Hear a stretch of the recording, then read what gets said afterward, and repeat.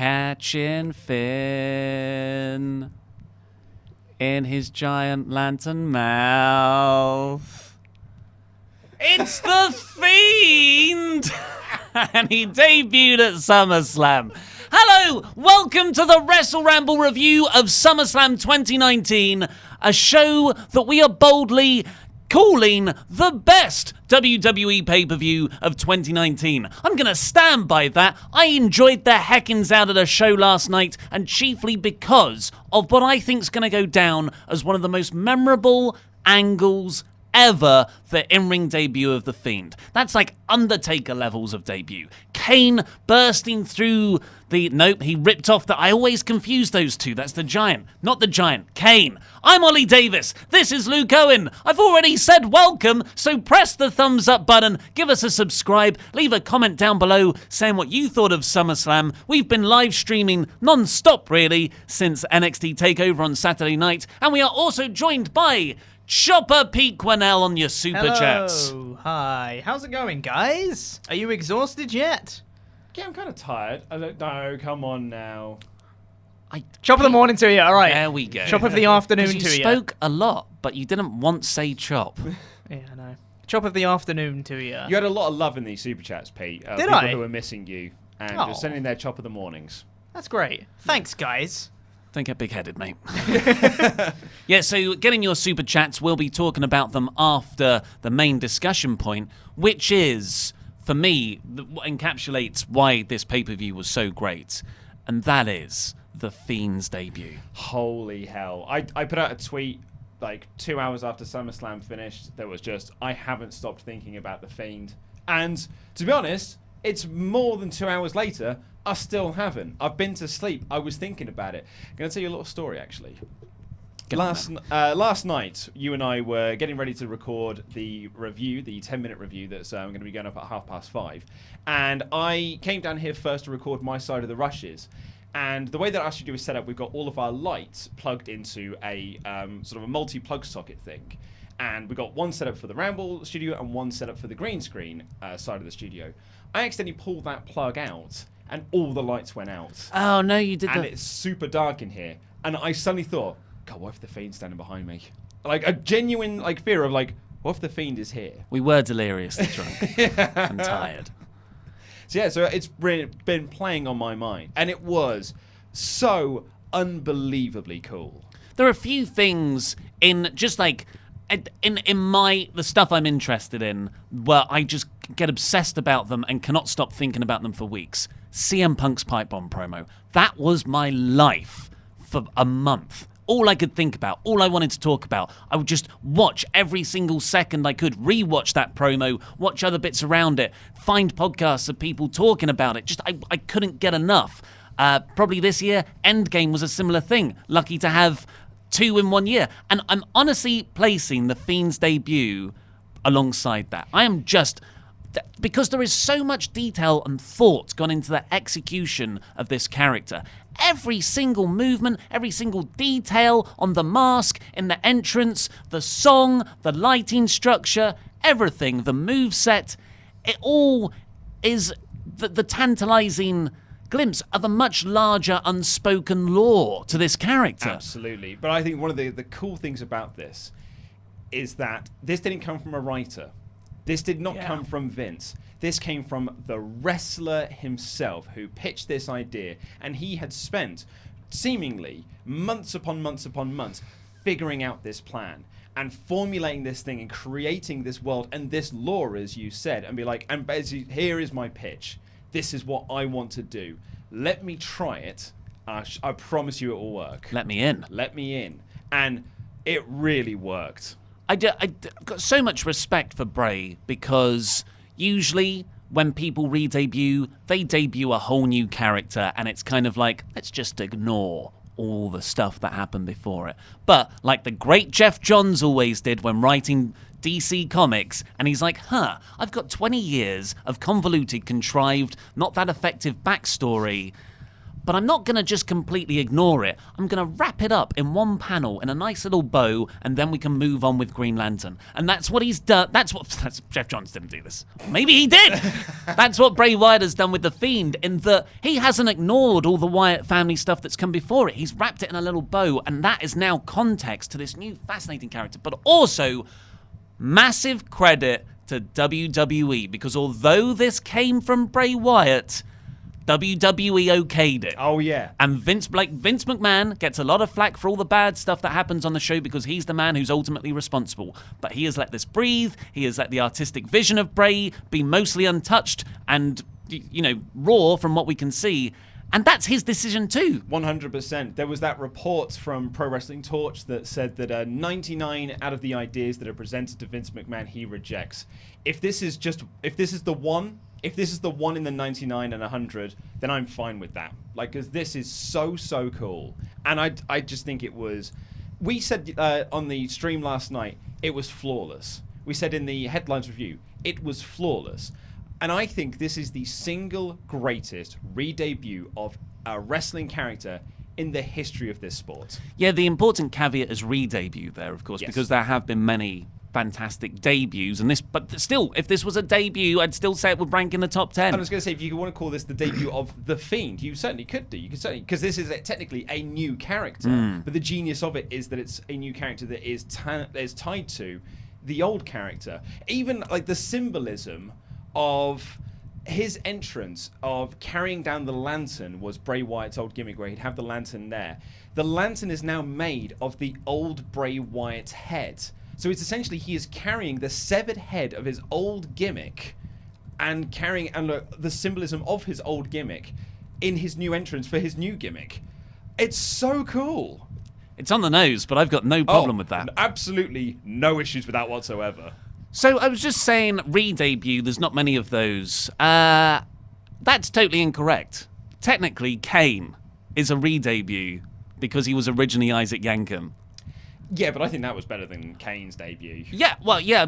I didn't actually realise. Now I'm thinking about it. There is loads of re-debuts. Oh, yeah. People tend to go through a bunch of different gimmicks. Oh, yeah, even in WWE before they hit on the gold. I was going to say the 90s in particular was like a treasure trove of people doing a certain gimmick before. Like, Hunter Hearst Helmsley into Triple H is technically a re-debut of a new character. Stone Cold Steve Austin as the ringmaster. There you go, yeah. Yeah, but I guess this is a real drastic change. A lot has gone into it. So just to recap what happened.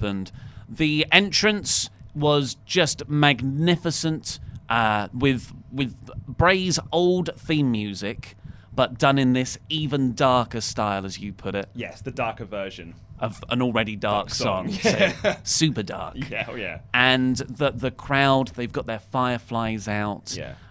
There was Yowie Wowie chants during the match. Holy S after he finished the entrance. It was... There are certain entrances that will stick in my mind forever. One of those is Shinsuke Nakamura's NXT debut. Oh, yeah. And when that happened and the crowd were just in awe and shouting, holy yes, just for the entrance alone. And this got the exact same response of people just going holy, this is awesome. And when the match was over, everyone just chanted, that was awesome. Yeah. The entrance is such a big part of characters like this. But then, what we were all quite worried about, because it's the only bit we hadn't seen yet, I guess, is how this character was going to be portrayed in the ring. Mm-hmm. I remember being very scared in the early days that Bray would come down in the cardigan in a sort of comedic way, and then he'd put the mask on when it was time to finish off the character, to his opponent, which would have been, hokey. Yeah. That's good S-word. But here...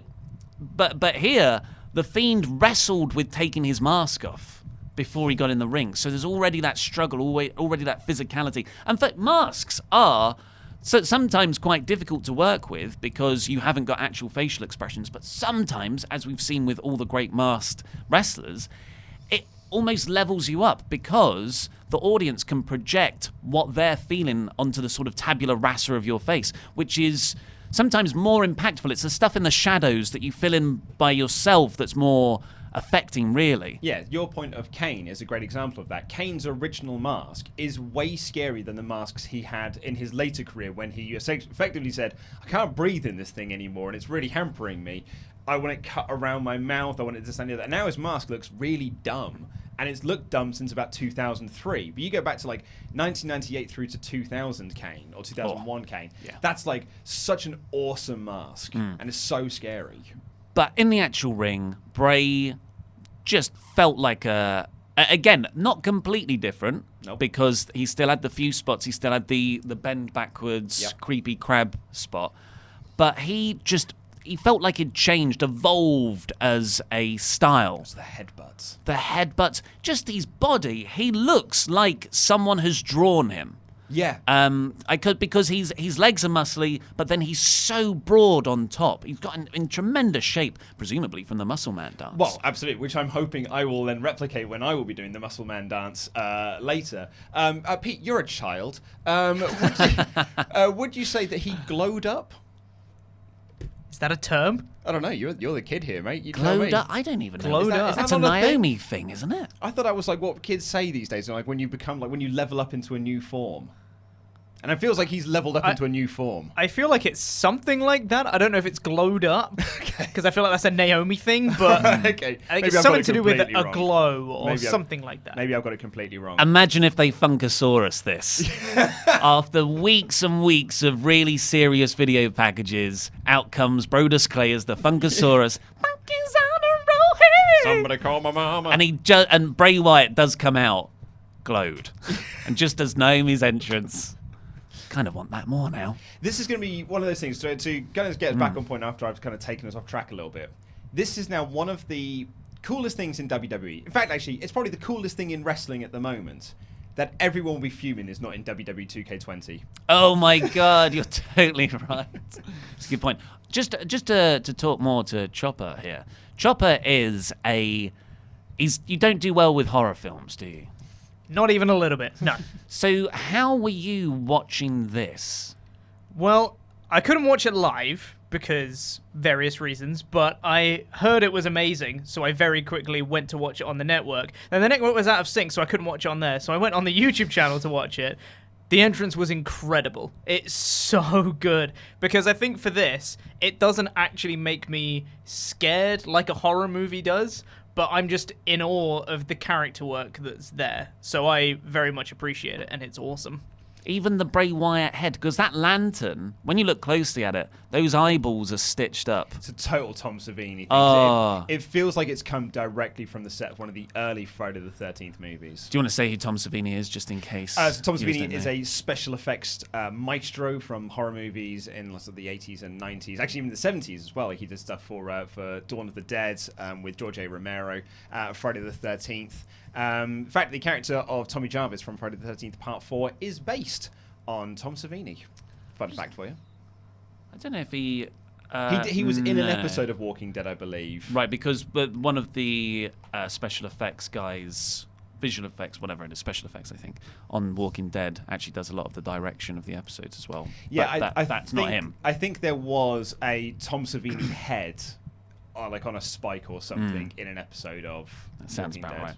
right. But yeah, just to wrap up this match, Bray literally broke. No, not literally. That's the wrong use of the word. Literally. Yeah, it's this image right here. Yeah, he had a spot, a new move, part of his moveset, where he just cracks the head like that, like you would sneak up behind a henchman on a boat in the 80s and just silently eliminate them. Or if, to bring it back to Tom Savini and Friday the 13th, if you were Jason. Jason has often wiped out people just with the twist of the neck. But for me, that could have been the finish. Yeah, we said at the time, like, we freaked out when he did that. Because that's the sort of thing that you could just protect as oh my God, he did the punt or the pop-up powerbomb on the apron or the stomp. Like, it's a big move that will write the person out for a month at least. But you only use it very rarely. Get that move over, and like the rest of the time, he actually won the match with the mandible claw, a pinning mandible claw, rather than a tap. Yeah, coup de grace. So Finn went up to do the coup de grace. Finn actually did get a little flurry of offense, which was really, really awesome. Actually, because I think that it's it turned it into not a squash match, which I really appreciate, and I think it actually made the match even better. But yeah, Balor went up for the coup de grace, and he caught him with the mandible claw and just threw him to the mat, and choked him and pinned him essentially. And I think you said the only thing you didn't like about the match, aside from the commentary, which was pretty awful. I would have just had no commentary for this match. I mean, I would say that for a lot of WWE matches, but yeah. But I think it would have worked here. Oh, in particular, yeah. And then it just like afterwards, what was it? Bray's at the Fiends at the ramp doing this cool exit at the end, and Michael Cole. What did he say about the Undertaker? Like, what was that? Oh, he he said something about the Undertaker. I was like, shut up, Michael Cole. Yeah, but I think the other thing you said was that Finn was sort of up after the mandible claw. Yeah, I would have had him down for helped out and stuff. And it ties into the neck snap thing that you were talking about, like as a way to write off a character, because the report is that Finn's taken some time off. So you really could have like sold this thing that Finn was so devastated he's now going to be away for a few months. So let's get into your super chats to see what you thought before we get on with the full review of the show. So first things first, we've got a lot of them, Nice. so we'll just do some for now. Money. Triveshkar Pulrai says, "Who's the Fiend's next victim? The Miz, in my opinion." That's a good, because you don't want to give him people like Kurt Hawkins or people he can easily squash. I think you want meaty, substancy feuds, and Miz would lose nothing if he lost to him. Do you know who I'd pick? Matt Hardy. You tie it into the whole Deleters of Worlds thing, and you essentially build a storyline based around. You kind of like tie into sort of like previous Bray Wyatt feuds or partnerships, and that's how you do the next feud. Yeah, or maybe sort of an interim step. Because it could be like an interim thing. Yeah, it's not a way to like let's get him over even further, but just a way to like let's further this character. Let's take a few more steps forward before we take the next big leap with a big feud. Because you had WWE legend Kurt Angle, WWE legend Mick Foley, then you can have legend status Matt Hardy. Yep. And then, of course, WWE legend The Miz. Absolutely, yeah. But I mean, if they're talking about sort of like the Mount Rushmore of WWE legends, that's your four right there. The Miz is, got a visitor's pass at least. Yeah. Tim Arndt comes in and says, "I can confirm that during the Fiend versus Balor match, an injury was suffered. Don't worry, though, my wrist will recover." So the implication there is that Tim Arndt enjoyed it so much, he masturbated so furiously, he has injured his own arm. Oh, yeah, totally. So scared he got a boner. It's believable. Sparks says, "Was that an actual Edge return or just a segment?" Now, yeah, so since SummerSlam ended, you and we did our review and I've been asleep since, so I haven't listened to any Wrestling Observer Radio or been on to any of the news sites. Has there been any speculation on like an Edge in-ring return for like a Saudi show or something? Not that I've heard of, no. People are still just like, Edge did a spear. We don't know. That's interesting. I keep forgetting. Yeah. It's like, So wow, on the that was pre-show. amazing. Yeah. Yeah, it was so cool though. Moin Carnib says, "Should Gargano be Seth's next feud if he's called up? Also, who do you think the Fiend's next opponent is?" We just talked about that one. Love the ramble. Oh, I love you too. Love you too. I think if Gargano is going up to the main roster, which certainly seems to be the case, he is going to be Cesaro this time next year. Yeah. And I wouldn't put him against Seth right away anyway, because Seth needs to win with the Universal title a bit. Chris Field says, "Trish versus Charlotte was my favorite. Better than Natty versus Becky, in my opinion. What do you guys think? Love you all."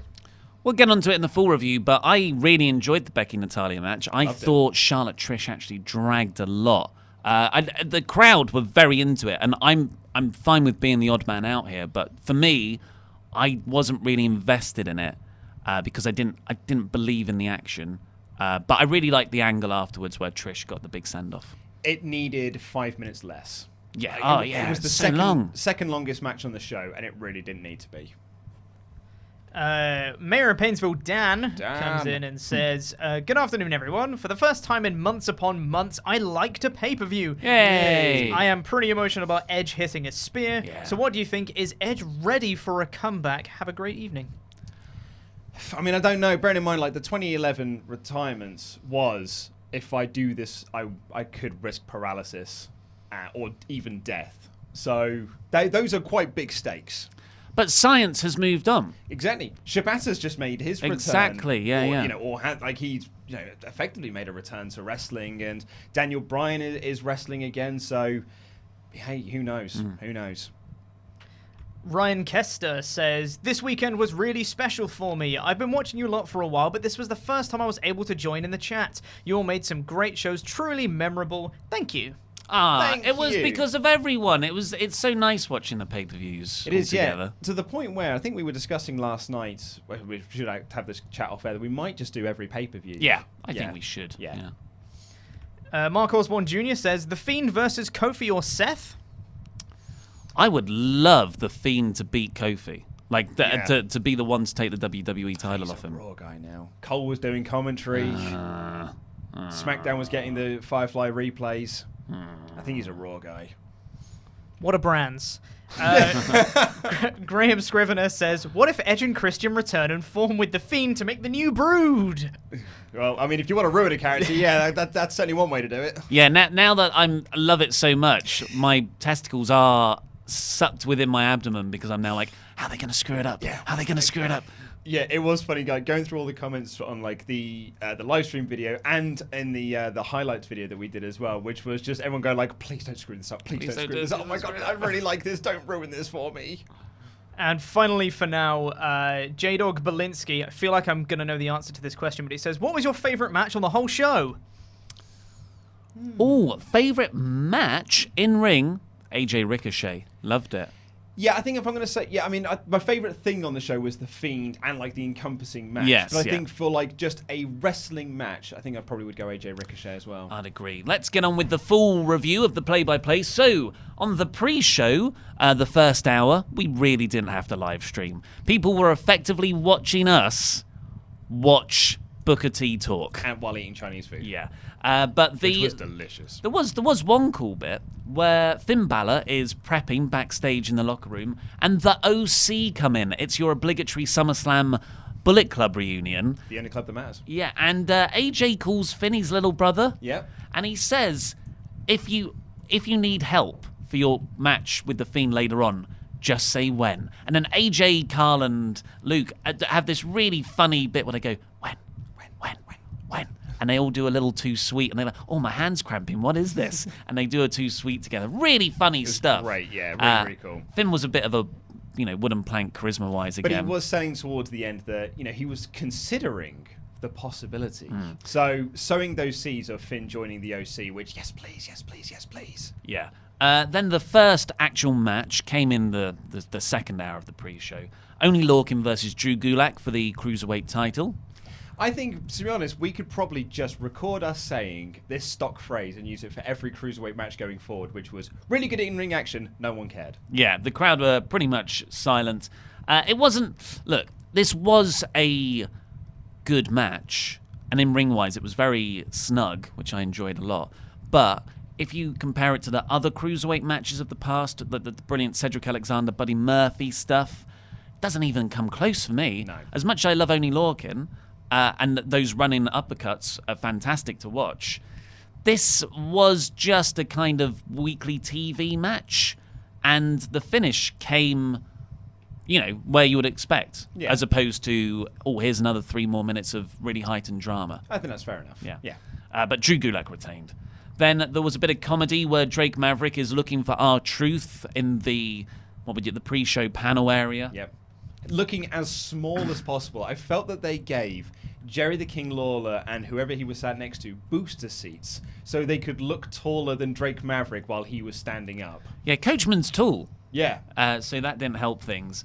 But the shot was of Drake behind, sort of talking, looking for Truth and Carmella, but Truth and Carmella were hidden in front of the set. Drake couldn't see them, we could. Yeah.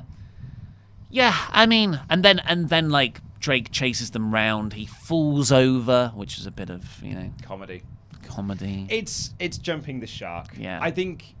I thought the 24/7 title was going to go in a different direction once Maria had won it, but it just feels like they went, let's go back to the old trio again. And I feel this trio ran their course 3 weeks ago. Yeah, it was a great 2 months. Yeah, really I good. really enjoyed all the Drake Truth Loved stuff. it. But it came to an end. Yeah. And it was passed on to a quite intriguing new direction. But they've just gone back to the well, unfortunately. Unfortunately so. Apollo Crews took on Buddy Murphy next in a added match on just a few hours before the show. Yep. And yeah, you're like, Buddy Murphy, you're on the main roster now. You're not just a 205 Live guy. And here you are still on the kickoff show. He got called up to the SmackDown roster after WrestleMania, and this is his debut match for the main roster. And it's at SummerSlam on the pre-show in a match that ended in a DQ. It's pretty much a 205 Live match. It was a joke. Yeah.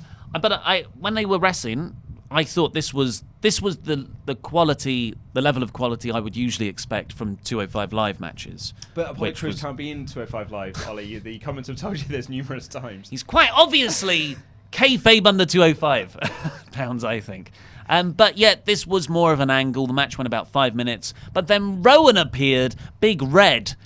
And quite brutally beat up Buddy Murphy. Because, of course, Buddy Murphy told on him at the end of SmackDown to Roman Reigns, as Rowan being the man behind those Roman Reigns attacks. And we saw Daniel Bryan backstage looking conflicted, is the way I would describe. He's still unsure of... It's still hard to get a read on what Daniel Bryan thinks of this whole situation. Yeah, and I thought when we saw this angle, I was like, oh, okay, so this is foreshadowing something that's going to go down in SummerSlam itself. And the fact that we got 3 or 4 replays of the Roman angle, we thought, oh, well, there's definitely going to be something played out on this show. Nope. There was no Roman Reigns appearance, which was bizarre for a SummerSlam. There was no Daniel Bryan appearance outside of this little backstage shot. No further continuation of this storyline, apart from this, the little Rowan bit. It's weird, and to be honest, I don't like events so big as SummerSlam being used as weekly TV. Yeah, I appreciate that. But I actually, again, to give Vince credit, if Meltzer's report is to be believed, is that we were going to get Roman versus Bryan or Rowan, but Vince decided that the storyline needed more time to develop and then took the match off the card. I'm giving a massive thumbs up to that, because why rush something? Let something breathe. Look at the brilliance we got with Bray Wyatt. Let these things breathe and gestate. So we're giving props to Vince. I'm going to give him props to that. You're right. I agree. But it's a situation of his own making. Start the storyline sooner! Stop rewriting SmackDown a few hours before it goes on air. Bryan was going to have his career-altering announcement, so he was tied up in all of that, which has now been dropped. Tiddlewanks. Don't give me that. Then we got Elias coming out. He sang a nasty song about Toronto. Yeah. So Toronto clapped along with him. Oh, yeah, of course, yeah. this doesn't get heel heat anymore. Not real heel heat, anyway. There was a few good lines that got there are. I was going to say, it's pantomime. Yeah. It's designed not to... Because he just goes, and the Raptors suck. So you go, boo. But you're not booing him because you don't like him and you think the Raptors are great. You're just booing him because you know you have to. Yeah, I get a kick out of it. But after he's ragged on Toronto for about 3 minutes in a song, Edge comes out. Edge's music hits, and we were both like, yes, I love this song. On this day. And see it, like, every time I see Edge come out, I just forget how much I love Edge. Yeah. He's so intense. He's got such a great look. I love the guy. So cool. And he comes down to the ring. He doesn't pick up a microphone. And you called it right away. I said he was the way they were standing in the ring, I was like, he's going to hit a spear. And you went, no. No. And I was like, he's not holding a mic. And then you said, oh, the way they're standing in the ring, though. And then he charged and hit this spear. And we lost our goddamn minds. It was crazy. It's so, that is a huge sort of development. It might not mean anything in terms of a future in-ring return. But it does mean it's the first spear from Edge in 8 years. And that was a joy to see. Oh, it was a joy to see. I mean, wasted on the pre-show, really. Yeah. That's sort of a great spot I would have saved for the main card. As a way to sort of I was about to say buffer between some matches, but I mean, it got such a good pop, then it might have actually damaged the match that came after. No, I think but it's not a match, is it? So that sort of gives people to recharge for the in-ring that might be true, yeah. But I thought it was a really, really awesome moment for Edge. Then we got Alexa Bliss and Nikki Cross versus the Iconics in another lately added match for the women's tag titles. This was pants. Alexa Bliss and Nikki Cross are now babyfaces. That is it now. I think that we can definitely say, No. as a fact, they are now baby faces because the commentators were talking about what a great friend Nikki Cross is to Alexa Bliss and what a great friend Alexa Bliss is to Nikki Cross. So that whole storyline that Bliss is just messing with her or whatever has been dropped or whatever, and they are now just best friends and they are the baby faces. You wait till Raw. They'll be heels again when they face the Kabuki Warriors. I hate this storyline so much. Yeah. And this match was no good. In ring, it was terrible, I thought. Just bad all around. The commentary was... Corey Graves was in obnoxious mode. I didn't quite like how that sounded either. Alexa was cosplaying as Buzz Lightyear. And the Iconics, it was Billie Kay, wasn't it, had her Maleficent headdress on. So it was sort of a Disney versus Disney thing. That is by far the most interesting thing that happened in this match. Yeah, Alexa Bliss tried to fire at, I believe it was Billie Kay with the laser thing. But as we pointed out in the live stream, not one person, when Alexa did Twisted Bliss, said that was falling with style, which is failing with style. The joke is right there. Right there for you. But yeah, that was rubbish. It was rubbish. Main card starts. We get some pyro. I wish they gave Edge pyro. Yeah, but you don't want to, give away the big pyro on the pre-show, do you? Well, then put Edge on the main card. And we opened with Becky Lynch versus Natalya. Speaking of confusing heel-face dynamics. So, this is fine. I'm all for three-dimensional characters. But at the same time, Becky Lynch is one of your more over characters. And you want to give her as much momentum as possible. And to do that, you really need some clearly defined heel characters to go up against. Like Lacey Evans. Natalya, in her home country, wearing a Canadian flag. Why would you do that? Just splits the audience. Yeah, because... So she's been acting heelish for the last couple of weeks on TV. And then she came out here with the Canadian flag, and I was like, okay, so she's going to be a babyface in the match because she's in her own home country.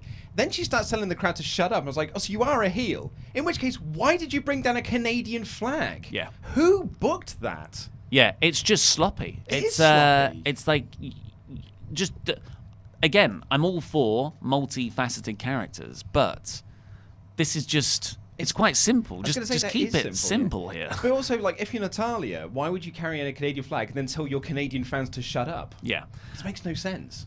Thankfully, the in-ring stuff here I really, really enjoyed, mostly because it's a submission match, which I thought they adhered to that stipulation very well. And I never really seen it done so well of using the ropes and turnbuckles and ring posts to enhance submissions. There was this great spot early on where Natalya had a sharpshooter on Becky Lynch round the second turnbuckle. Yeah, and with the around the board as well. It was so cool. Visually, really, really awesome. And it was built around, as you said, them not being able to have rope breaks and them using their submission moves to try and I'm just going to do as much damage as I possibly can to make you tap out, and the person in the submission move trying to use scrabble to whatever they can to try and gain some sort of advantage to get out of the hold. And you had them trading submissions as well. Becky did the sharpshooter, Natalya did the disarmer, and eventually Becky won with the disarmer. I thought it was really, really good. Yeah, for me, best women's match on the show by I really liked it by a long way. I bet so by a long way, yeah. Then we got Trish Stratus doing... Look, her delivery's bad anyway. I think we can all agree on that. Yes. But the script that she had to deliver here was awful. I'm a mum. It was I'm a mum. As a women's champion, as a Hall of Famer, no one speaks like this. No, it was bad. So that was bad. But then we got Dolph Ziggler versus Bill Goldberg. Yeah, this match is exactly what you wanted it to be, and then some. Yes. So just to give you the whole overview of this, Dolph comes out, cuts a promo how Goldberg isn't good enough to face him. Goldberg gets the great entrance. That's all I want to see, really. I just want to see an entrance, and I want to see a spear. I can take or leave the jackhammer. I just want to see a spear in the entrance. So the Undertaker. Yeah. Goldberg comes out. There's a great opening where Dolph they square off, and Dolph really quickly hits a super kick, goes for a pin, for a one kick count. Out at one, yeah. and that was a really fast opening. It was a really good way to hook you in. Hits another super kick, kick out at one, but then Goldberg spear jackhammer, win in 1 minute 50 seconds. Lovely stuff. Brilliant, lovely, and he's walking off. Then Dolph gets on the mic again. anyone can get lucky once. I want you to fight me again. So Goldberg's like, all right then. And he walks down and he hits another spear on Dolph. And I'm like, that was funny. It wasn't as good as the first one, though. I don't really know why you would have done that. But like a joke that gets sort of rubbish in the middle, but because you just keep doing it, gets funny again. Yeah. Goldberg walks off. Dolph again gets on the mic and's like, yeah, I can still beat you. Give me another chance. And Goldberg's out the arena by this point. And then his music starts up again. He comes out, picks up Dolph, taps him on the shoulder condescendingly. Looks like he's just going to leave him there, but doesn't. Bounces off one set of ropes, then the other. Huge spear. Dolph's selling was amazing. Just really grabbing the gut. He flipped over, stood up, and then fell down again. It was proper Shawn Michaels, Hulk Hogan, SummerSlam 05. But Dolph was taking it seriously and wasn't doing it to take the piss. Yeah. It was all the sort of athleticism of selling the bump. But I thought the pain on his face, grabbing the core. Yeah. Seth Rollins, take note. That's how you sell the torso. I was going to say, Seth was backstage looking at Dolph and looking at Ricochet, going oh, what marks, selling their injuries. Psychology. Yeah. Don't need that at the top of the card. To your point, I remember Kevin Smith telling the story, but in the Clerks animated series, there's a joke where they're doing the Batman walking up the wall where you kind of film you just walking along and then you flip it up. And it's them walking up a building going why are we walking like this? And the camera rights itself and shows they're just walking on flat ground. And Kevin Smith tells the story that the guy who he was running the show with would be like, we do the joke 3 times, it's funny. You do the joke 4 times, it's not funny. You do the joke 27 times, it becomes funny again. It's the Family Guy approach, really, with those chicken guy fights. So I loved the Goldberg-Dolph stuff. Yeah. I thought it was brilliant. This was, up to this point, a great SummerSlam already. Yeah. Then we go backstage. Big E and Xavier have this fun pep talk with Kofi. They say they've got a special celebrity guest to help psych him up. Of course, it's in Toronto, so the Toronto Raptors just won the NBA, whatever. Everyone had to mention that in their promos. Every single person had to mention it. Remember the 3 weeks after WrestleMania where no matter what feud you were in, you had to begin with, and congratulations to Kofi and Becky Lynch for winning at WrestleMania. It was that, but with the NBA Toronto Raptors Stanley Cup. Yeah. Stanley Cup World Series. Yeah, that's exactly what it is. Watch everyone get triggered. But I've got Drake, the R&B. Yeah. Brilliant, just genius R&B artist. Watch out, ladies. Mm-hmm. He said, we've got Drake here, but it's Drake Maverick. And Drake Maverick did a funny rap.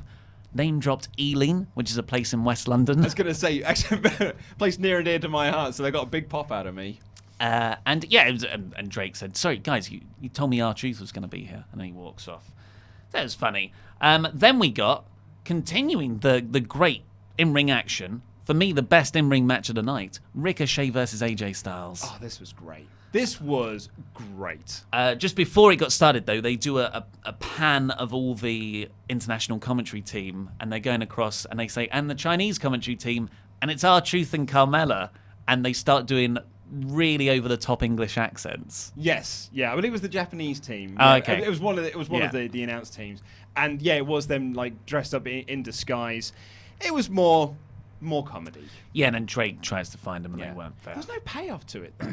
No. You think if they were going to do all of these segments, Brennan, this is the 3rd segment on this show, you'd think there would be some form of payoff. Yeah. And there wasn't. Nah. Apologies if you can hear drilling, by the way. That's just started. It's in another room. There's nothing we can do about it.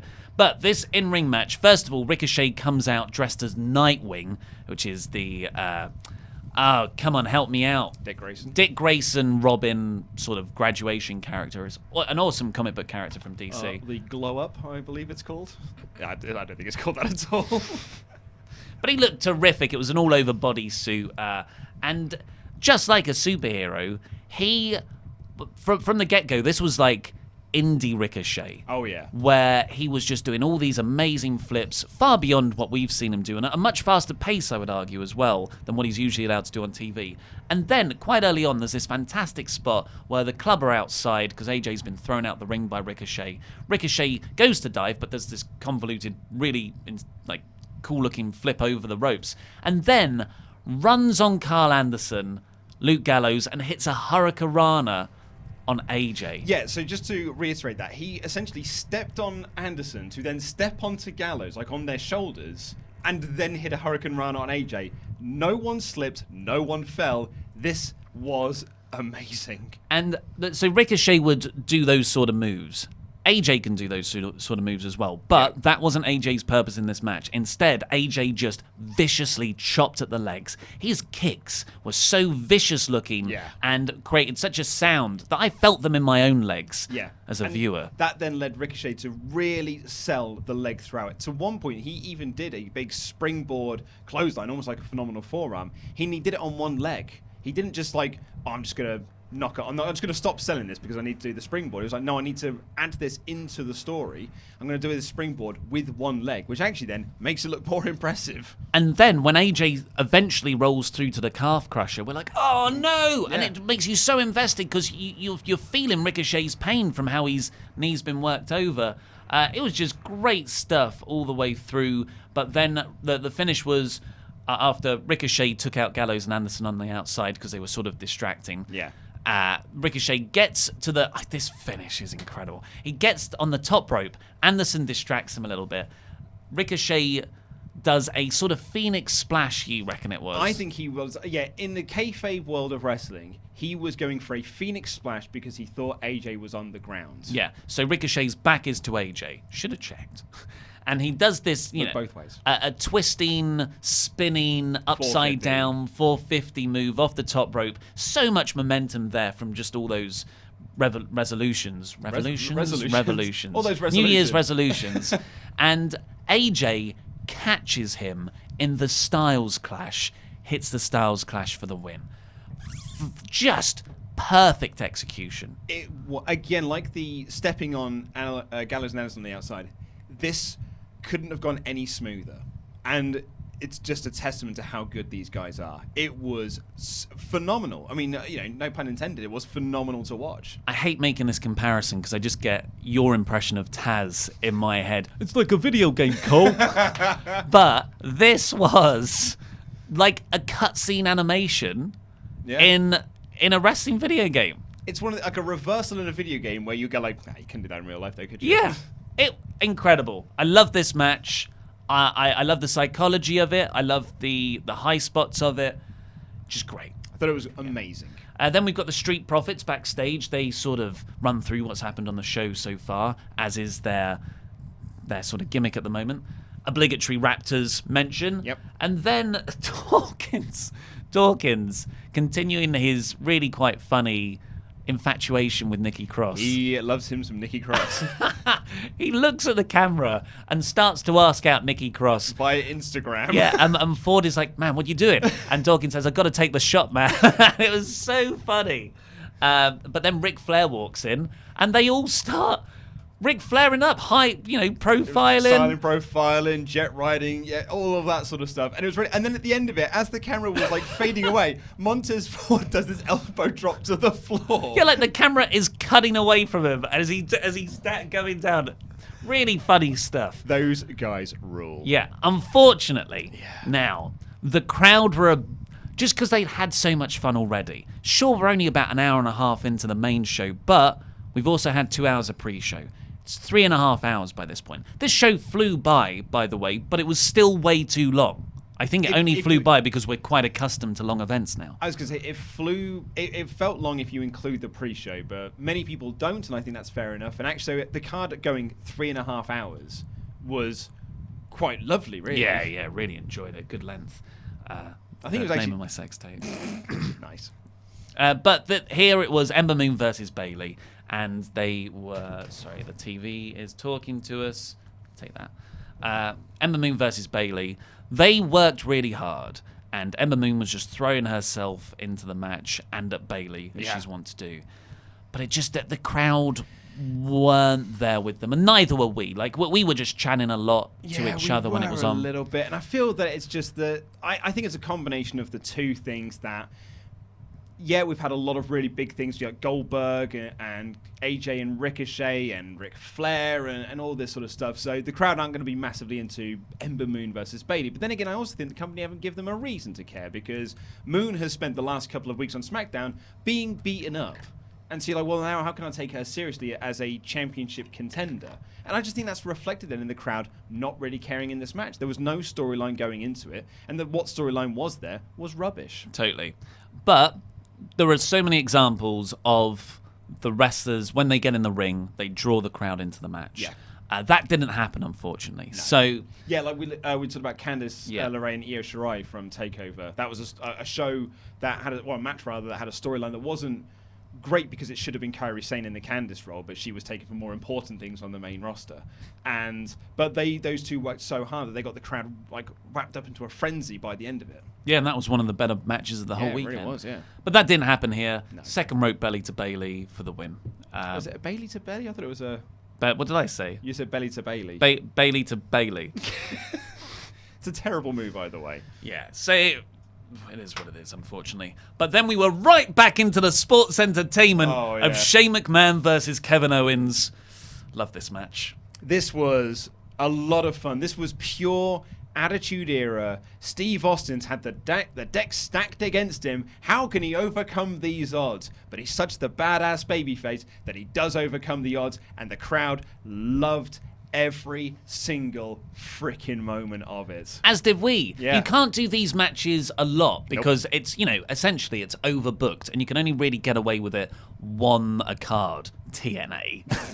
But you've just got Shane McMahon starts off the match by saying, hey, to make sure you don't cheat Kevin Owens, I've got a special guest enforcer. It's Elias with his just very homoerotic referee vest. I love it. And he comes out and it's just Elias is always trying to sort of interfere in the match and in exerting his authority to be like, no, Kevin, you can't do that, when actually Owens wasn't doing anything wrong. And Shane really didn't get anything here, which is what Shane's character should be. It really felt, going through the gallery of images, I did think, wow, Shane really didn't get a lot of effort. It felt like Kevin Owens said to him, like, look, Shane, you're not a wrestler.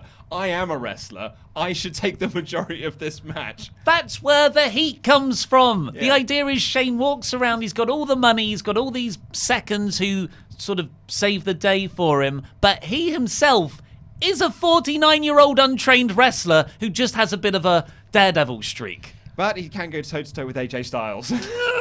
Why did they start to do that? He wrestled that whole WrestleMania tag match, really, against Kevin Owens and Sami Zayn. It was Daniel Bryan's return match. It was his return match. And they were like, do you know who needs to work the majority of this match? Shane. Yeah. But here, this was how he should always be used. He's just beaten up all the time by Kevin Owens. And really, the drama is in how are they going to screw Kevin Owens over? Not in, I believe Shane McMahon can legitimately defeat this very accomplished former Universal Champion. Yeah.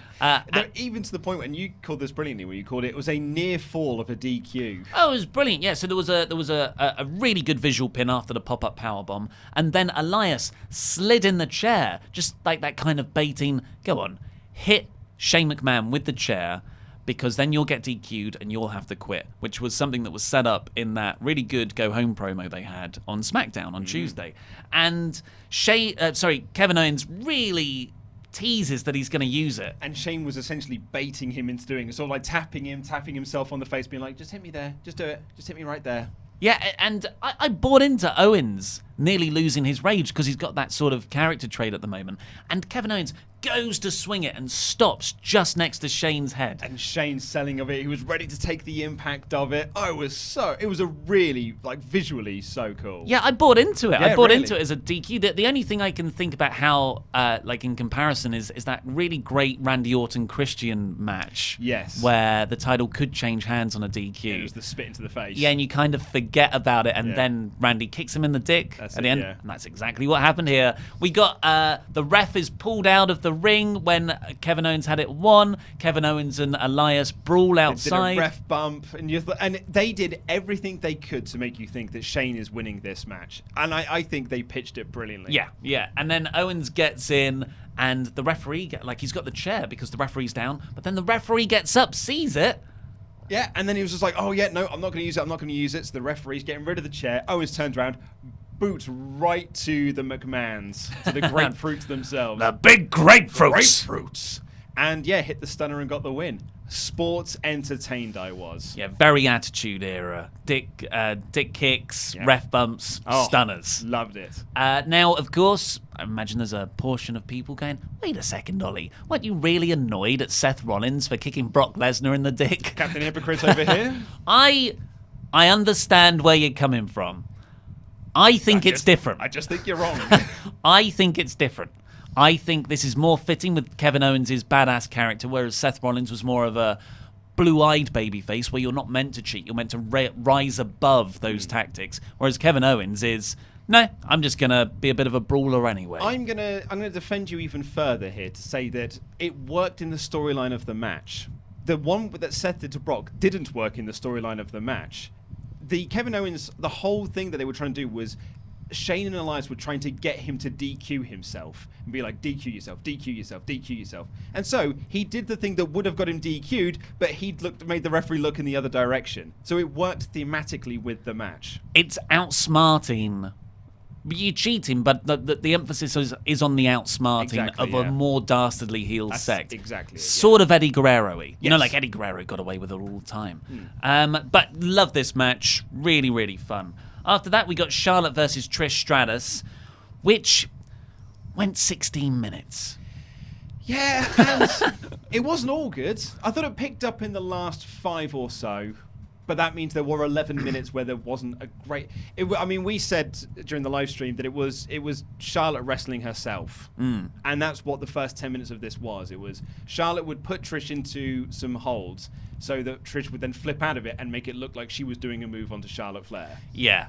Look, a lot of people said this was one of their best matches of the night because it did have a bit near the end for the last couple of minutes where it felt a bit real and like Trish and Charlotte were really going at it, and Charlotte won in the end and Trish got a lovely send-off, standing ovation because it's her last. The crowd did get into it by the end as well. Likely her last match, and the crowd were really into it a lot longer than we were.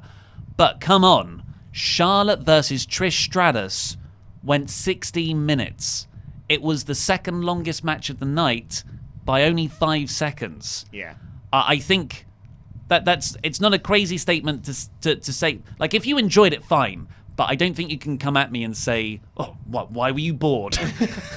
I felt it dragged a bit. I never fully bought into the action. I know that's not the point of it. It's the nostalgia pop for Trish. But for me, nostalgia pops should be very, they're best served as little things. Like a 5-minute match, not a 16-minute match. And by the end, I'd say the last 5 minutes of this were very good. You had Trish locking in the figure 8 on Charlotte, which was that really got the crowd up. Some big boots from Charlotte. And then, she locked in the figure 8 and won. And Trish got the nice send-off at the end. So, it's one of those things that, at the end of it, that was good. And it left me with a nice heart, good feeling in my heart. Yeah. But, there were 11 minutes there where I was pretty bored. I guess you could say, but you need the opening 10 minutes to make that last 5 minutes so dramatic. Tell that to Goldberg. But I think you could have got round that quite easy.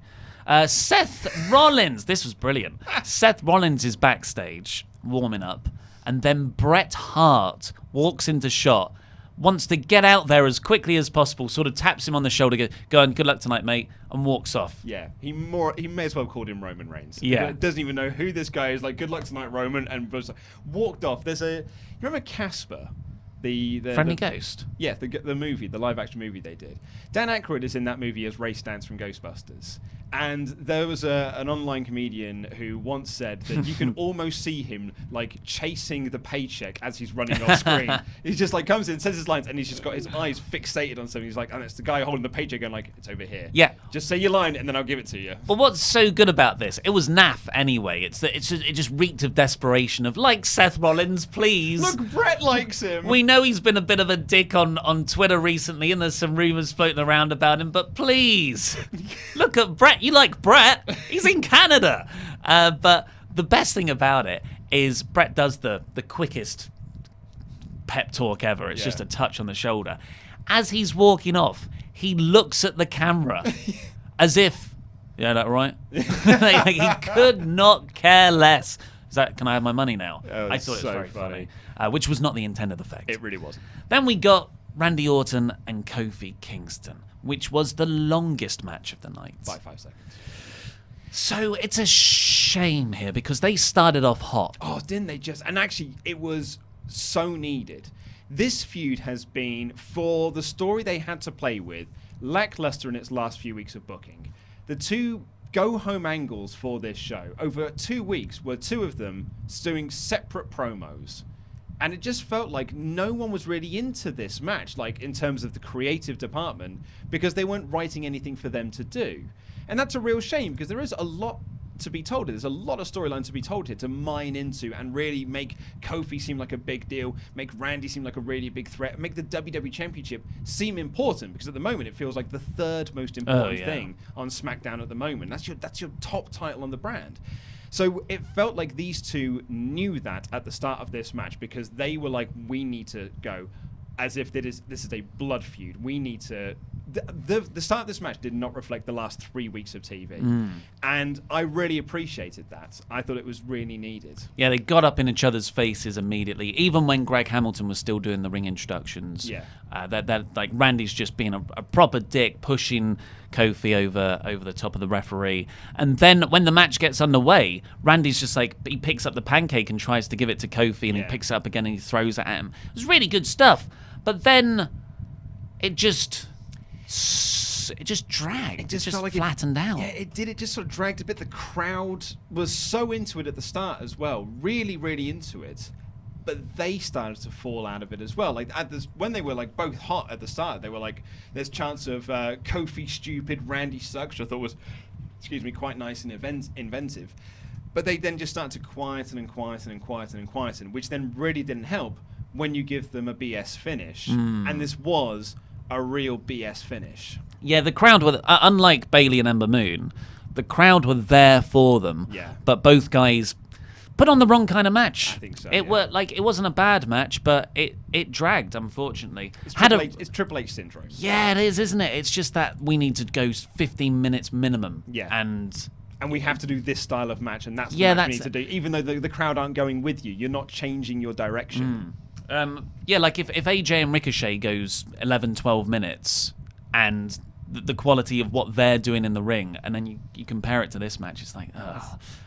But the bit before the finish was amazing. So Kofi goes for a crossbody, and Randy Orton, as is his way, hits an RKO from out of nowhere. Yeah. And the follow-up was incredible, where Randy just lays on his back laughing. Yeah. Like, ha, I told you. Told you. It only takes one. The most dangerous letters.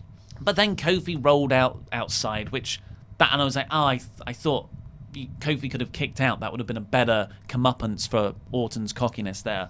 And then they sort of brawl a bit outside. Orton takes him out and sort of just shows him to Kofi's family. And Kofi's family blankly react. Yeah. I don't know why they always do this, because unless you're Ms. Dad, you'd never get reactions out of these people. Remember like AJ's wife last year, who just blankly stared as her husband went, men's like, huh.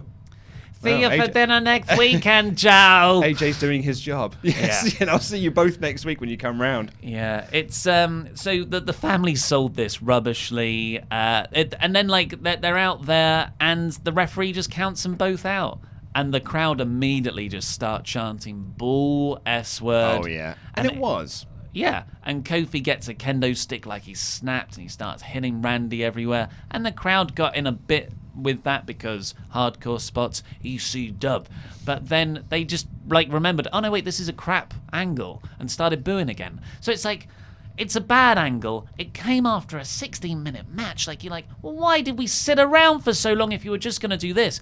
I thought that RKO moment and then showing him to the family, that's like, okay, right now, and then you have a hot last 3 minutes, and we can reevaluate this match as a whole. Absolutely. And what a great ending. Absolutely. But they took the complete opposite route to that and kind of cheated the audience. Well, but I guess this feud must continue. I kind of hope now that they can try and add some form of drama into this. But man, it's just like there's a WWE Championship curse, particularly around SummerSlam. But like last year, the go-home angle for AJ last year was Joe reading a letter. Yeah. And everyone was like, oh man, what the big go-home angle that was. Joe read a letter. And then it felt like, oh, well, now the feud is starting. And then that feud just got completely muddled. So I'm hoping now that this is the start of the feud and we can sort of go from there. Yeah. After that, we got The Fiend versus Finn Balor, which was the greatest thing ever to happen to mankind. Absolutely. And then we got the actual main event of Brock Lesnar versus Seth Rollins, which, again, like the crowd had just seen this amazing Fiend thing. Balor and Brock needed to put on something big, and I thought Seth and Brock needed to do something big, and I think they really succeeded. I thought it was a really well-structured match. There is a reason why Brock Lesnar is a main event draw, because he gets these sorts of reactions even when a crowd could have been burnt out completely by the Fiend and Balor. And to be honest, I wouldn't have blamed them. Like, because you see something like, well, there was a point where I said that should have closed the show. It was like the hottest point that the crowd were going to get. But actually, these two were so good at what they do, the crowd got even hotter again. And they worked, a 5-6 minute match or whatever it was, maybe even longer than that. But I thought they worked it really, really well. I thought Seth did his babyface comeback really well. Wish he would have sold the rib injury, considering that was the storyline going into the match. His selling was effectively. A handful of times he'd put his hand on his rib and go, "Ooh."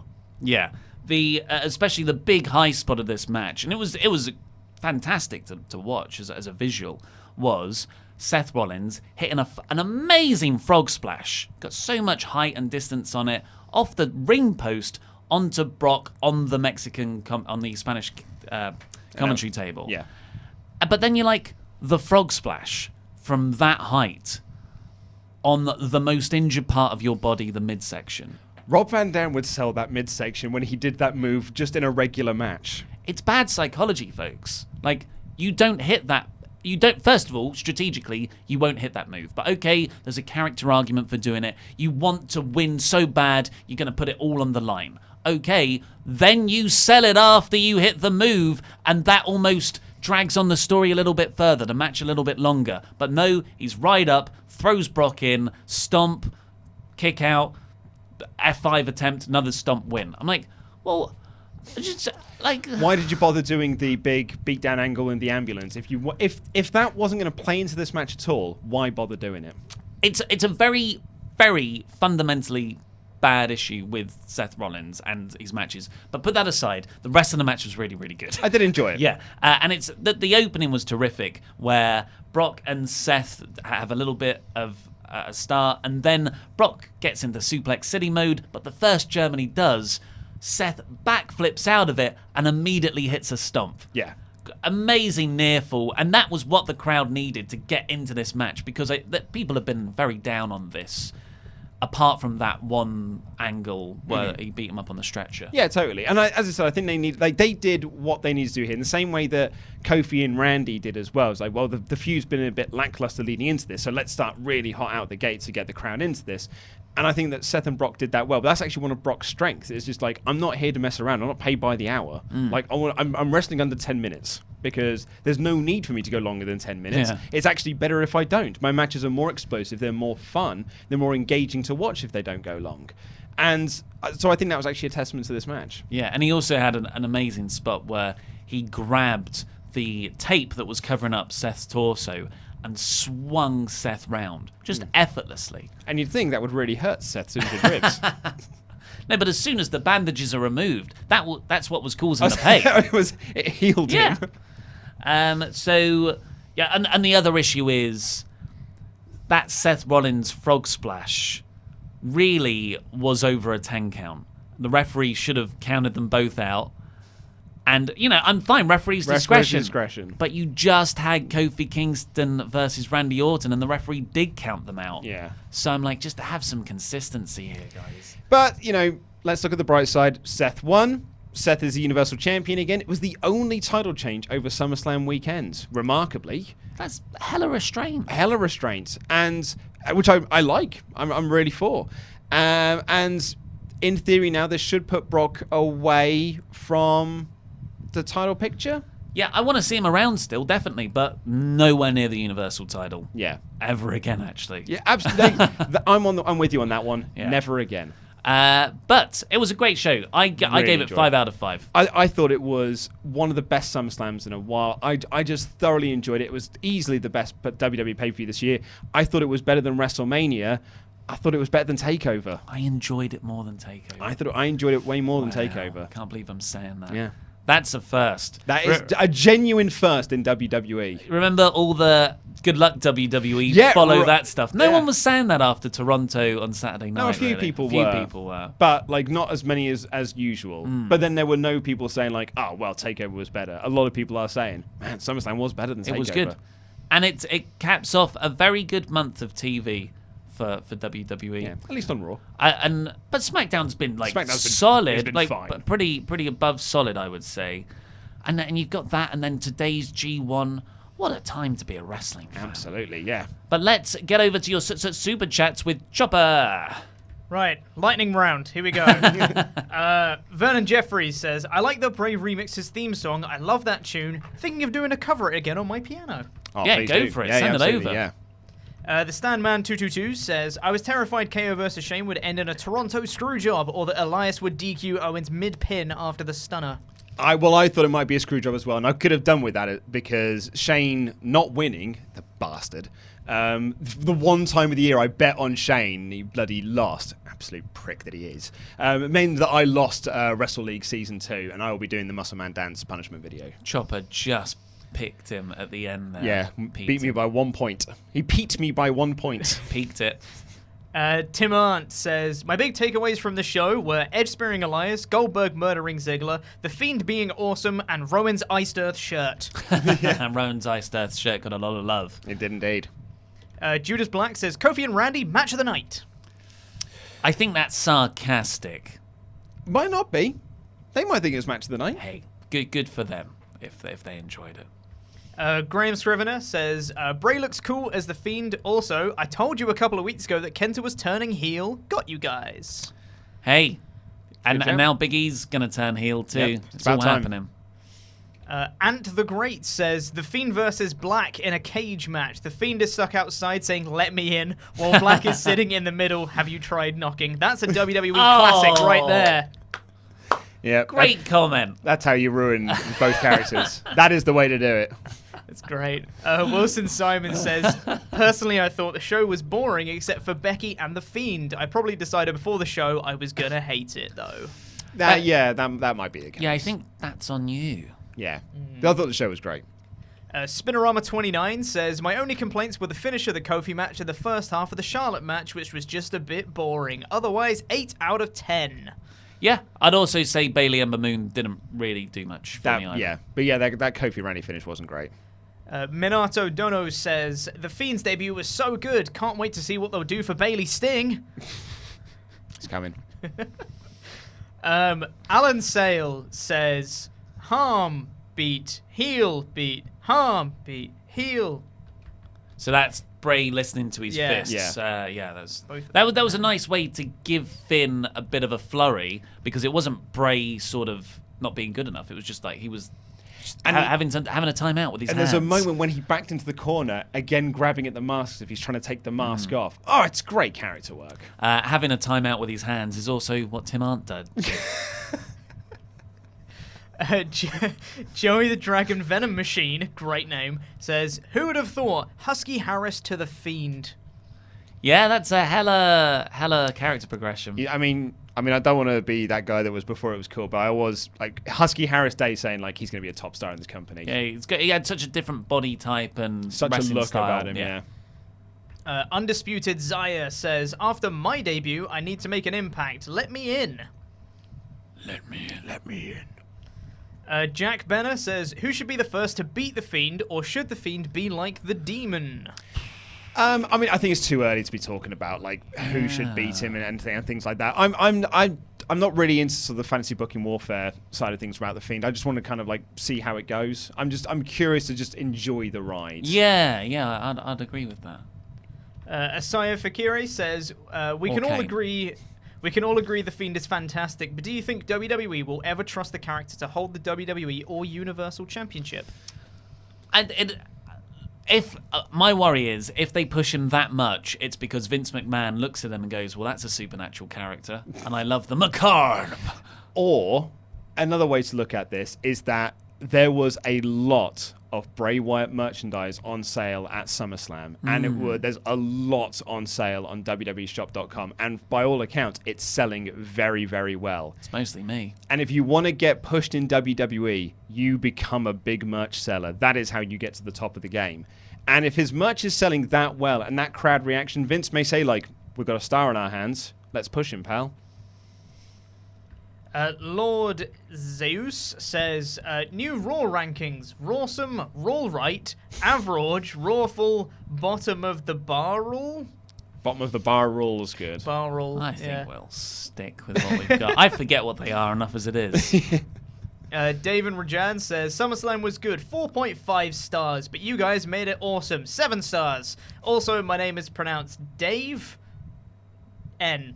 Keep up the great work. Thank you to everyone for joining us over the weekend. Yeah. It was really fun. It was a lot of fun. Miguel 8A says, watching Orton matches are always a bore to watch. Not always. Yeah, he does have good matches. And it looked like he cared here. He just wrestled the wrong style of match. I agree. Pirate King Jake says, The Fiend versus Aleister Black needs to happen. Yeah, but not for a long time. Yeah, I was going to say, I feel like everyone's just trying to rush this into like the big angles now. It's like in the super chats yesterday, everyone was saying we need to get Bray versus Brock next. I'm like guys, let's pump the brakes a little bit. Let's not rush this. Let's enjoy the ride. Let's build. Bearing in mind, like this debut has been building since WrestleMania, and that's why it's been impactful. It's had 4 months to gestate. Let's take this slow, take it steady. Let's not rush this. Yeah, you're all being the creepy guy in the relationship. Well, let's move in together. Let's do this right now. Ron's Rajan says, how long until they put 3D graphics of Bird Raptor on the Fiend's entrance? The augmented reality. You love it. I hate those graphics. I was thinking about it. I forgot completely about them. But the worst of the AR graphics was the Bliss and Cross ones with the little tennis balls with faces on them. They're terrible. Sir Darko3 says, who's ready for Seth versus Baron Part 5 at the next pay-per-view? Yeah, someone else tweeted me saying, we're definitely getting Seth versus Baron next. Well, he's, big return. Yep. We're talking about the biggest re-debuts in the company. Triveshkar Purai says, imagine the Fiend using a severed head to show us his previous or next victim. Would it work, aside from the cost factor? I think that would be pretty cool. I think it'd be really cool. Yeah. I know, to be honest, I'd imagine Bray is fronting a lot of this cast. Sadako3 comes back again and says, so does Ziggler get a random title shot now? Could be. Never know. Anton He's H. He's had enough this year, to be honest. He's had a lot of random title shots this year. It's true. Anton H. says, Lesnar to be the next WWE champion for SmackDown on Fox. It's not the worst shout in the world, It could happen, yeah. Dutch325 says, the Fiend has almost 1 million views already. Oh, wow. YouTube. Well, that's another metric that WWE really look at, so that's good. That is good. Will Adams, Luke Owen's #1 fan, Cheers, says, hey guys, just here to say I appreciate all the work you guys have done. I feel like you guys are really my friends and watch your videos every day. You are our friends, mate. mutual, The feeling is absolutely mutual. Let us in. Ben Johnson says, Gargano versus Seth, this being Seth's heel turn. I think Seth turning heel is a pretty good idea, actually. Just because I'm a bit uninspired by him right now. Yeah. I think Seth, it certainly wouldn't hurt him. I don't think it's like, no one is sitting there going like, oh, he's so over as a babyface, then you can't really turn him heel now, but maybe it could be at the right time. It would be difficult for them to reconcile how he's still going out with Becky Lynch, though. But they're not mentioning that anymore, though, are they? But Renee Young and Dean Ambrose, you just go, I don't know, just don't talk about it at home. Yeah. Steve Wynyard says, move 205 Live guys and the title to NXT. Could happen when they go to FS1. Raw's 3 hours long. Get those guys back on Raw. Yeah, purple ropes and everything. Maybe not that. We got a £5 super chat, but the message was retracted and I can't say who it's from, so thanks whoever it was. Thank you. Rons Rajan says, will Luke finally admit the mandible claw looks great on the Fiend? I don't know if you had to admit it before. I didn't say it was bad, did I? You were initially down on the idea of him using it. Was I? Yeah. Oh. Because I was pro it.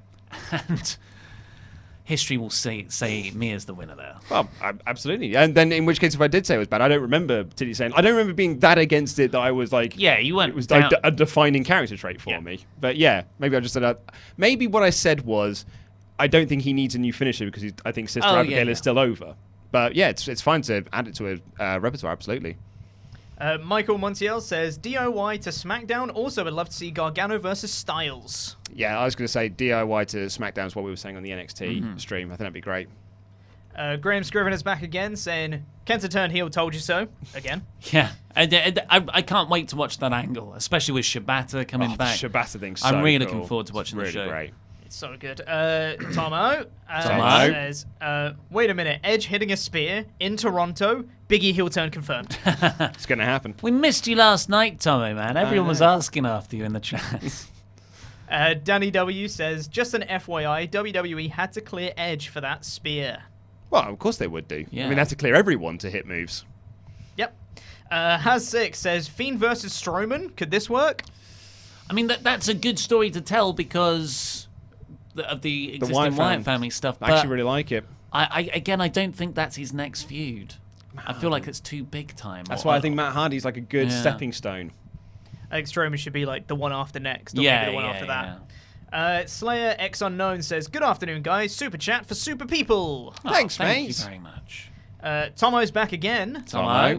To say, you got it wrong, Ollie. The Toronto Raptors actually won the Super Bowl. Get it right. Don't trigger the comments. People get really, really annoyed about it. That's what I've discovered over this weekend. People get really, really annoyed if you make jokes about it. But it's fun to annoy those people. That's why your local sports team jokes work. Yeah. Heel Dan from Pensacola, Florida says, well, hello, Chopper. Hashtag Chopper is Illuminati. Hashtag Fiend is life. Yeah, so this is a follow. So you said you weren't going to read out his comment from the NXT review yeah. because you made the executive decision that it wasn't for reading on air. Sure. Because I can't remember the words you said, but you said it's not being read out on air. And he then took the knock with you over the super chat, saying that it wasn't perverted, didn't have profanity in it, and he's now just against you. Fair enough. Makes sense. Jacob Ward says, CM Punk chant when Ricochet hit the Anaconda Vice. Oh, yeah, I forgot about that spot. Yeah. And we couldn't remember the name of it. I was like, Exactly, what's yeah. that called? Snake move.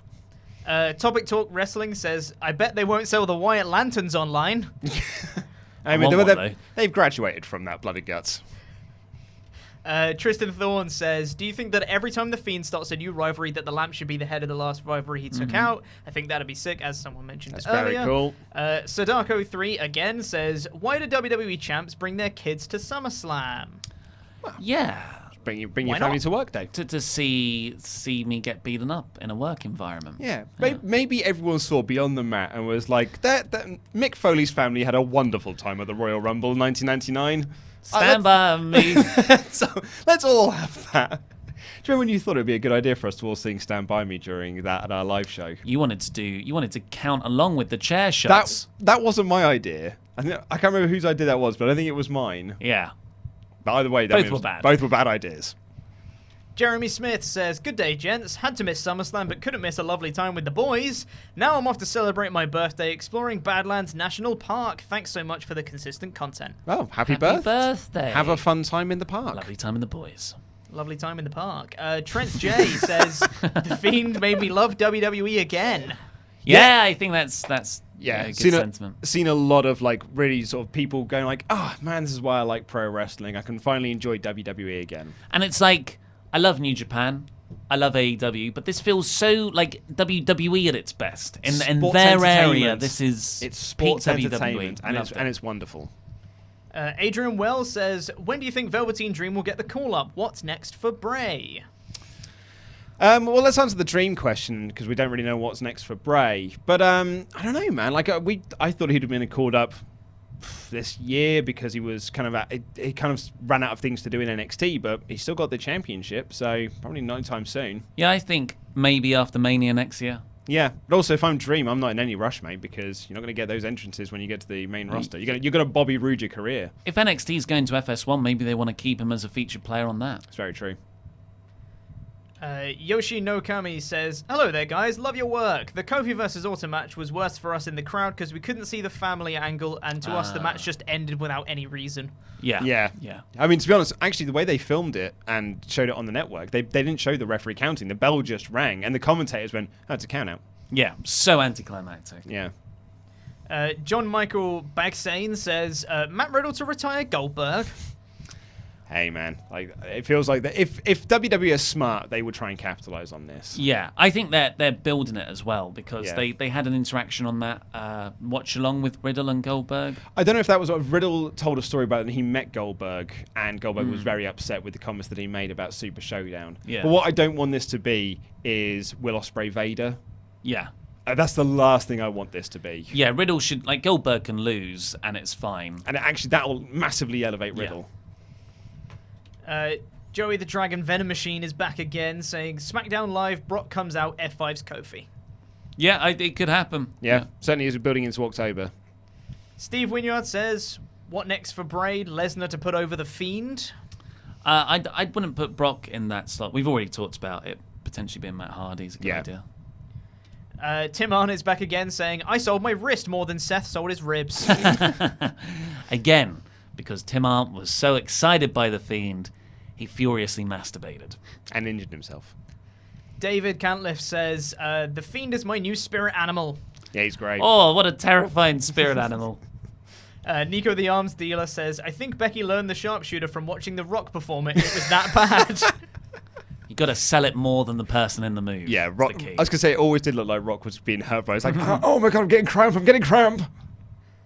Jeff Perullo says, "Fiend versus Demon at Clash, please. I'll be rocking my support WrestleTalk sign, second row on camera." Oh, nice. Their ad is for Roman Daniel Bryan at Clash, supposedly. Okay. I Makes mean, sense. it's always kind of subject to change. I think they're already advertising like matches for Hell in a Cell, which is way months out. So it may happen, it may not happen, but I mean, it very well may happen.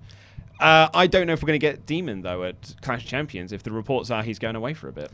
I'm glad that you've got a Support WrestleTalk t-shirt, though. There was a Cultaholic one opposite the hard cap. I think he said a sign. He's going to take a sign with him. So, I mean, either way, thank you. Undisputed Zai's back again, saying, "Soon I will take over. Run." Soon I will take over. Who said that? Undisputed Zaya. Okay, cool. Cool. Good for you. Marcus Roman says, "Fiend versus Taker at Mania, so Taker passes the torch." Yeah, I mean, that's a great... I would actually... A Bray burying his own demons, going up against all those big feuds of the past, which he has done on Twitter. He's sort of addressed them. Yeah. And that would be a really nice, like, make good for that feud. Yeah, it really would do. Dacky Smurf says, "The Fiend versus Luke Harper."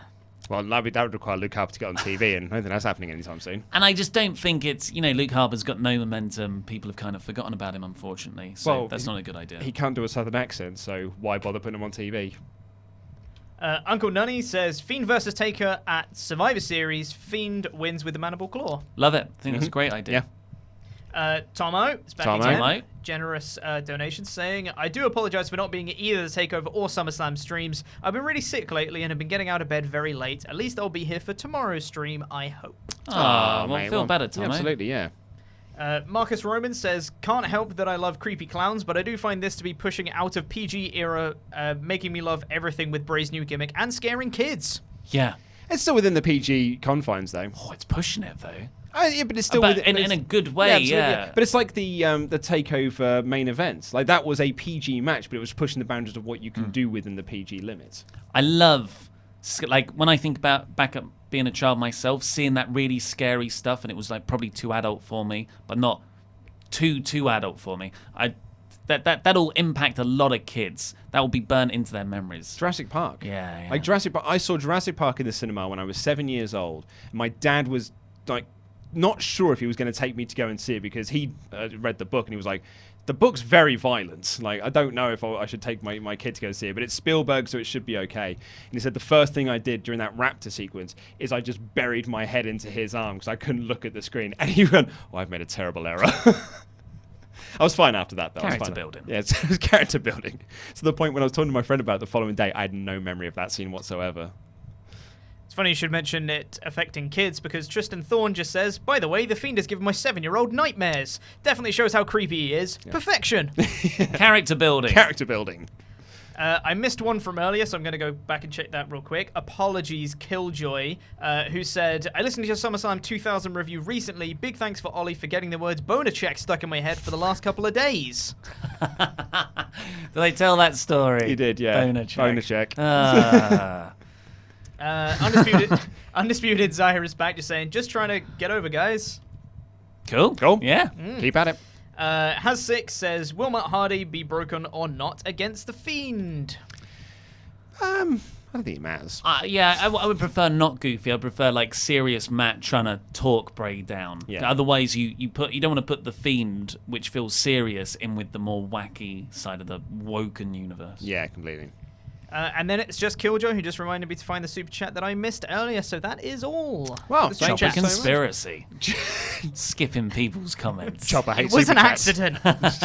Chopper hates his fans. Well, Confirmed. thank you all so much, folks, for joining us today and for the watch along and everything. If you want to see our actual in-time reactions, you can go back and watch the watch along. Or you can just hang around because in about an hour's time, our full review of SummerSlam will go up where we've done a supercut of the Fiend reaction. Freaking out. Yeah. There were no wrists getting damaged, though. Don't worry.